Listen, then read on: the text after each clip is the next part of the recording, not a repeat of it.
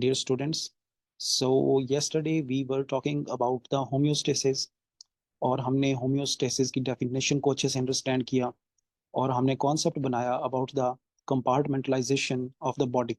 ठीक है? So we will continue our discussion where we left off yesterday.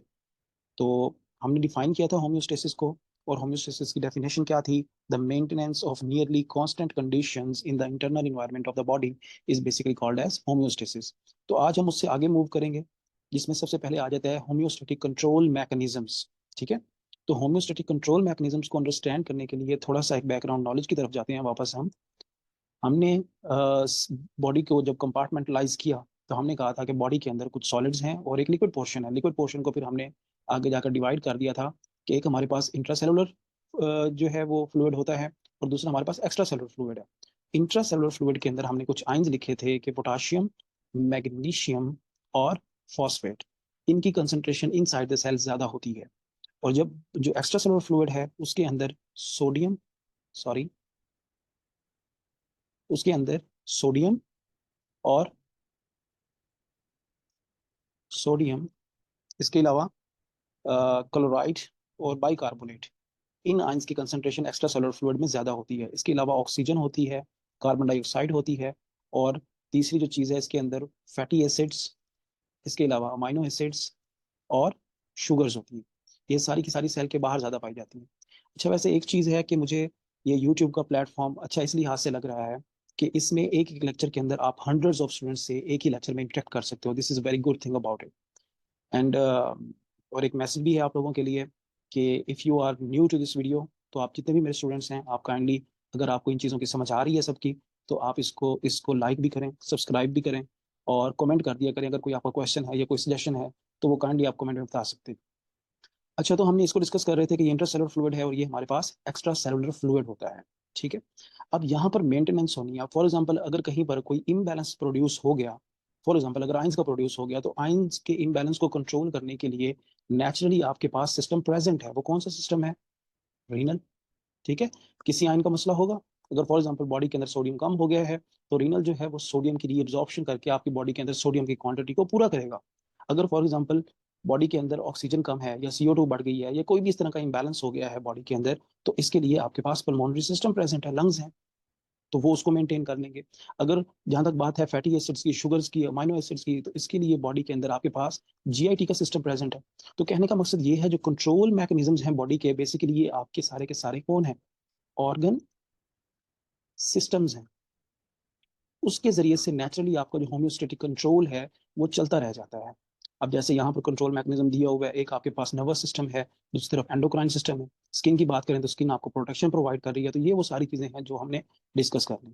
ठीक है, नेक्स्ट हमारा टॉपिक है जी फीडबैक मैकेनिज्म्स। ठीक है, this is very important topic और यूनिवर्सिटी क्वेश्चंस के अंदर फीडबैक मैकेनिज्म से डेफिनेटली क्वेश्चन बनता होता है। ठीक है, अगर कोई, मैं कहूँ कि होम्योस्टेसिस में से क्वेश्चन उठ सकता है, तो वो फीडबैक मैकेनिज्म का क्वेश्चन मोस्ट इंपॉर्टेंट है। इसमें आपके पास डिफरेंट टाइप के फीडबैक मैकेनिज्म्स हैं कि जिसके जरिए से बॉडी होम्योस्टेसिस कर रही होती है। ठीक है, so to understand the concept of the feedback mechanism, इसके अंदर पॉजिटिव फीडबैक और नेगेटिव फीडबैक, बेसिकली दो तरह के मैकेनिज्म्स हैं। ठीक है, हम इसको एक ब्लैंक डायग्राम पे जाके देखते हैं। तो अगर आप यहाँ पे देखो, तो ये हमारे पास बेसिकली क्या है? This is basically negative feedback mechanism. तो ये जो नेगेटिव फीडबैक मैकेनिज्म है, ये इसकी एग्जांपल है हमारे पास। ठीक है, तो इसको हम थोड़ा सा अंडरस्टैंड करते हैं कि ये बेसिकली है क्या। इसको मैंने एक एग्जांपल से लिया हुआ है कि फॉर एग्जांपल ये ब्लड वेसल है, आपने पिज्जा खाया, बर्गर खाए और आपकी बॉडी के अंदर जो BSR है, जो शुगर है, वो आपकी बॉडी के अंदर ज्यादा होगी। अब जैसे ही BSR ज्यादा होगी तो डेफिनेटली ब्लड के अंदर जो शुगर की क्वांटिटी है वो इंक्रीज कर जाएगी। और वो जब इंक्रीज करते हुए वो ब्लड पहुंचेगा कहाँ पर? आपके पेंक्रियाज तक। पेंक्रियाज पे बेसिकली रिसेप्टर्स लगे हुए होते हैं जो ब्लड के अंदर शुगर को मॉनिटर करते रहते हैं। और इसके बिल्कुल नीचे करके यहाँ पर आपके पास आइलेट्स ऑफ लैंगरहैंस होते हैं कि जिसके अंदर दो तरह के सेल्स प्रेजेंट होते हैं। कौन कौन से? एक आपके पास अल्फा सेल्स होते हैं, सॉरी, एक बीटा सेल्स होते हैं और दूसरे अल्फा सेल्स होते हैं। ठीक है, अब हम केस बना रहे हैं कि बॉडी के अंदर ब्लड शुगर लेवल इंक्रीज्ड है और जैसे ही यहाँ पर अब इंक्रीज शुगर वाला ब्लड आकर यहाँ पर अटैच होगी, शुगर आएगी यहाँ पर, तो शुगर के लिए यहाँ पर रिसेप्टर्स होते हैं जिनको हम गलट रिसेप्टर्स कहते हैं। ये आपको याद करने की जरूरत नहीं है, ये आप एंडोक्राइनोलॉजी में पढ़ोगे। लेकिन होता ये है, यहाँ पर गलट रिसेप्टर्स होते हैं, तो ये शुगर को डिटेक्ट करेंगे। अंदर नीचे जाकर ये बीटा सेल्स जो हैं ये एक्टिवेट हो जाएंगे। एक्टिवेट होने के बाद बीटा सेल्स में से क्या चीज रिलीज होती है? इंसुलिन। अब ये जो इंसुलिन रिलीज हुई है, ये अब बॉडी के अंदर जाकर अपने काम दिखाती है। फॉर एग्जाम्पल यहाँ पर एक सेल लगा हुआ है, ठीक है। अब ये हमने एक वेसल और बनाई, तो ये वेसल के सेल्स हैं। अब इंसुलिन के रिसेप्टर्स होते हैं इन एपिथेलियल सेल्स के ऊपर। इंसुलिन यहाँ पे आके अटैच होगी और ये अपना काम करवाएगी। अब ये काम क्या करवाती है कि इसकी दूसरी तरफ यहाँ पर कुछ प्रोटीन चैनल्स होते हैं। अब ये इंसुलिन यहाँ पर आके इन प्रोटीन चैनल्स को एक्टिवेट करेगी और वो इस ब्लड के अंदर से शुगर को उठा उठा कर सेल के अंदर शिफ्ट कर दिया जाएगा। अब डेफिनेटली जब शुगर ब्लड में से निकल कर इन सेल्स के अंदर आकर स्टोर होना शुरू हो जाएगी, तो आपके ब्लड वेसल के अंदर जो BSR जो इनिशियली बहुत ज्यादा हाई थी, तो वो कम हो जाएगी। तो देख रहे हैं कि पहले आपके पास BSR ज्यादा थी, अब BSR कम हो गई। सो this is basically negative feedback mechanism, कि इम्बैलेंस एक हुआ था, उसको बैलेंस कर दिया बॉडी ने, ठीक हो गया। उल्टी अगर आप एग्जांपल ले लें तो आप उस तरह भी कर सकते हो कि फॉर एग्जांपल मैं कहता हूं कि एक पर्सन है जिसकी BSR कम हो गई है, रिड्यूस हो गई। अब जैसे ही शुगर कम होगी तो ब्लड के अंदर जो शुगर का लेवल है डेफिनेटली वो भी ड्रॉप करेगा, ड्रॉप कर जाएगा ना। तो अब ये फिर ये ब्लड आएगा कहाँ पे? पेंक्रियाज पे। तो पेंक्रियाज में इसके रिसेप्टर लगे हुए हैं, ये फौरन से ब्लड रिसेप्टर्स जो हैं वो शुगर के लेवल को मॉनिटर कर लेंगे। मॉनिटर करने के बाद अब ब्लड के अंदर शुगर की क्वांटिटी को इंक्रीज करना है। उसके इंक्रीज करने के लिए होगा क्या कि यहाँ पर जो अल्फा सेल्स हैं बेसिकली ये एक्टिवेट हो जाएंगे। जब अल्फा सेल्स एक्टिवेट होते हैं तो ये क्या रिलीज करते हैं? ग्लूकागॉन, ठीक है।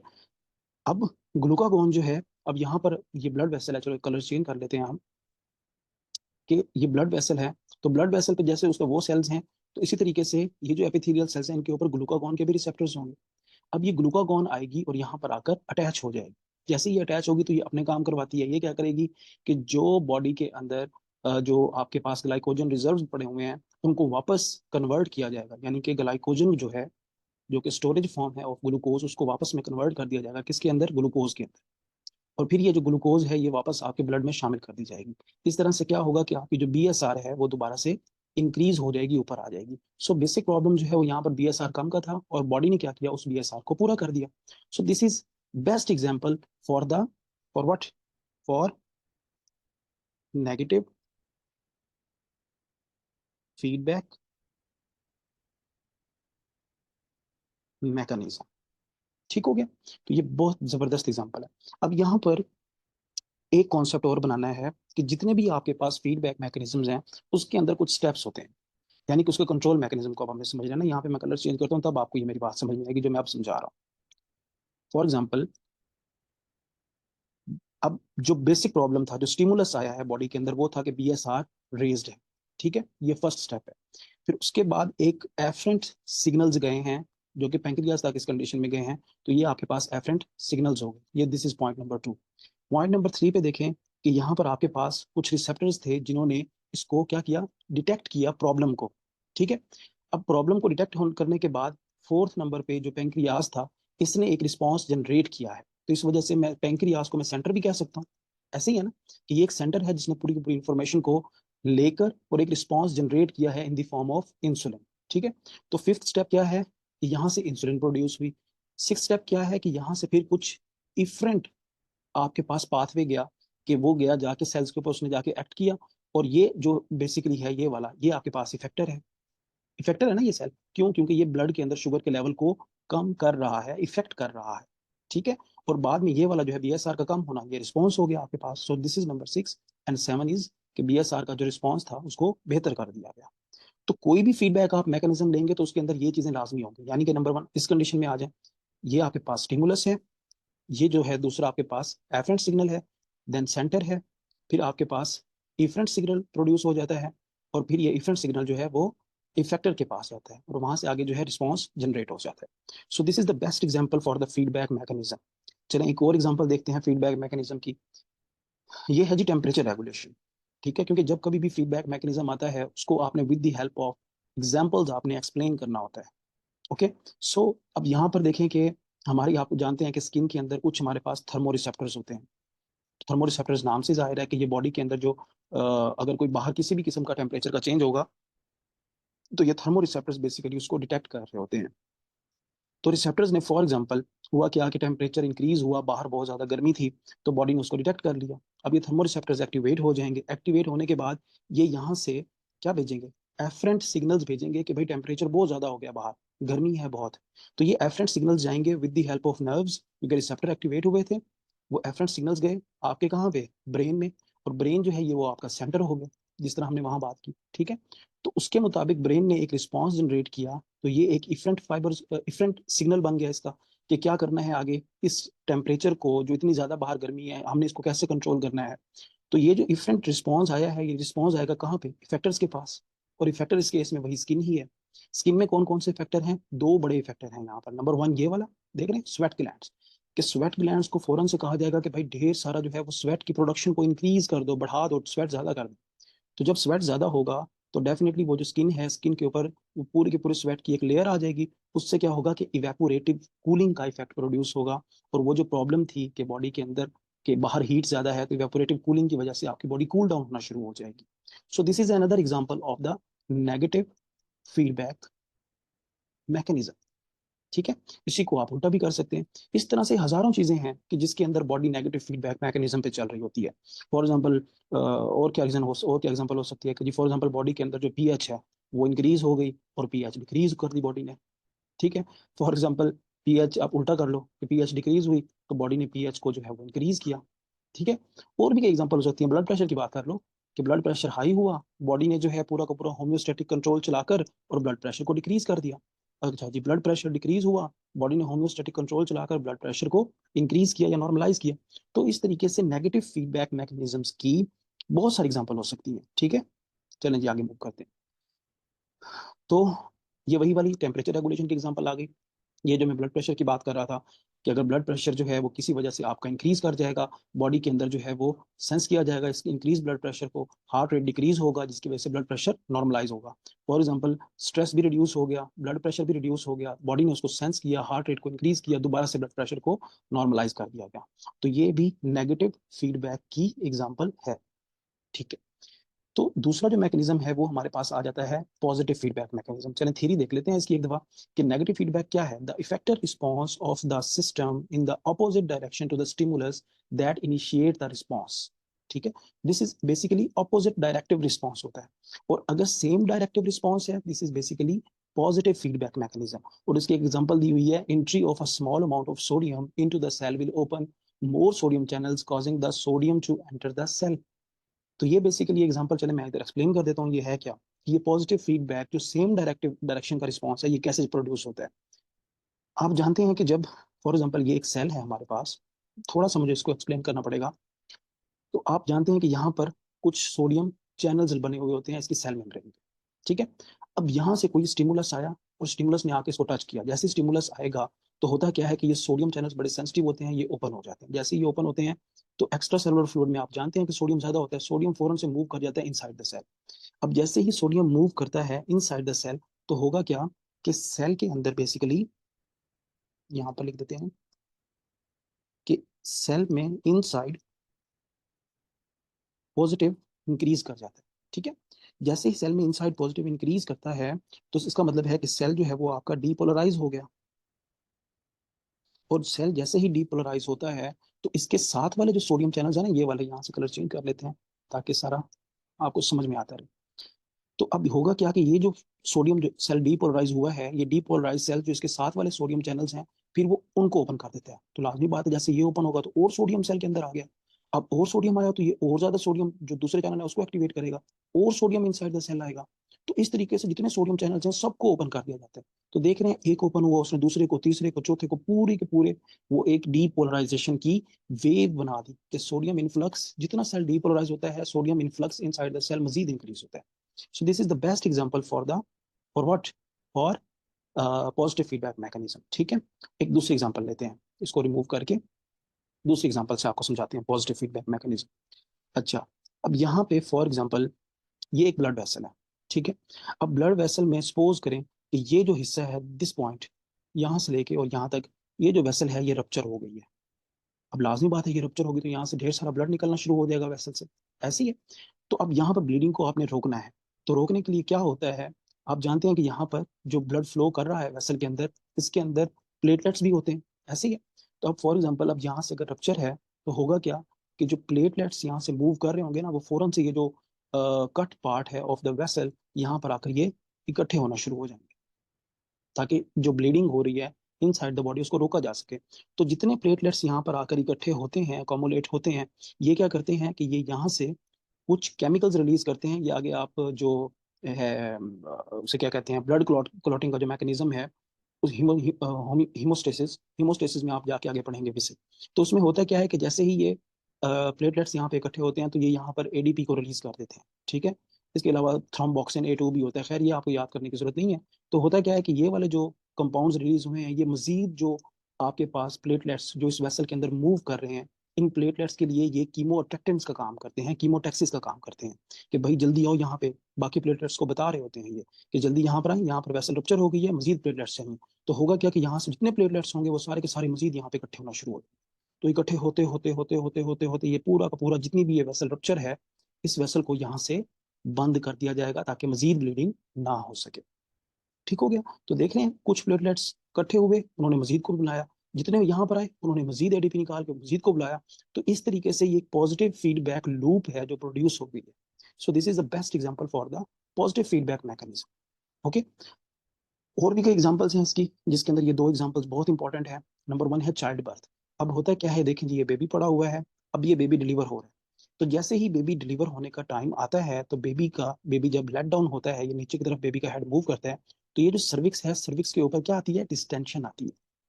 It causes distension on the cervix. जब सर्विक्स पे डिस्टेंशन आती है तो यहाँ पर कुछ आपके पास रिसेप्टर्स होते हैं जो इस डिस्टेंशन को डिटेक्ट कर लेते हैं, और करने के बाद वो मैकेनो रिसेप्टर से रिस्पॉन्स जाता है ऊपर ब्रेन वाले साइड पे। ब्रेन में भी कहाँ पे जाता है, अगर आप मोस्ट नर्ड हैं कि जिसको पता होना चाहिए, तो ये वैसे आप एंडो में पढ़ेंगे भी सही, तो पिट्यूटरी ग्लैंड, ठीक है, वहां पे जाता है। और पिट्यूटरी ग्लैंड की भी बात करें तो पोस्टीरियर पिट्यूटरी होता है बेसिकली, बराबर। तो पोस्टीरियर पिट्यूटरी की तरफ ये रिस्पॉन्स जाता है। पोस्टीरियर पिट्यूटरी से क्या होता है, वहां पर ऑक्सीटोसिन रिलीज होता है। अब ये जो ऑक्सीटोसिन है, ये दोबारा ब्लड के जरिए से ये फिर दोबारा नीचे आएगा, आके पहुंचेगा कहाँ पे, इसके जो रिसेप्टर्स हैं ऑक्सीटोसिन के, ये यहाँ पर है। ये क्या है आपके पास, यूट्रस। तो जैसे ही ऑक्सीटोसिन यूट्रस के साथ अटैच होगा तो ये मजीद स्ट्रॉन्ग कॉन्ट्रैक्शन करवाएगा यूट्रस की, और बेबी और ज्यादा नीचे की तरफ मूव करेगा।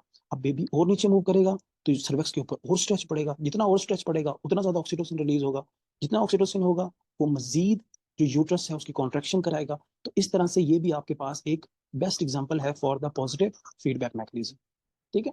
इसके अलावा जो मिल्क लेट डाउन, ये जो है response, this is basically milk let down response है।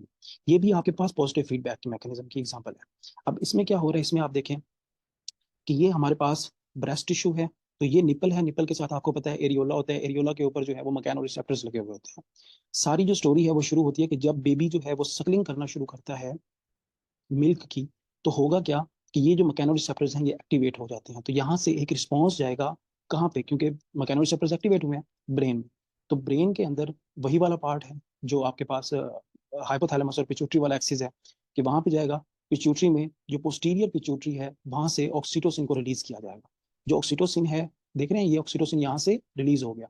अब ये ऑक्सीटोसिन आएगा और आकर जो कॉन्ट्रेक्टाइल सेल्स हैं ऑफ द ब्रेस्ट, उनको आकर वहां पर उनकी कॉन्ट्रेक्शन करवाएगा। अब जैसे ही contractile cells of the breast जो है ये कॉन्ट्रैक्ट करेंगे तो मजीद जो मिल्क है वो बेबी के माउथ में जाएगा।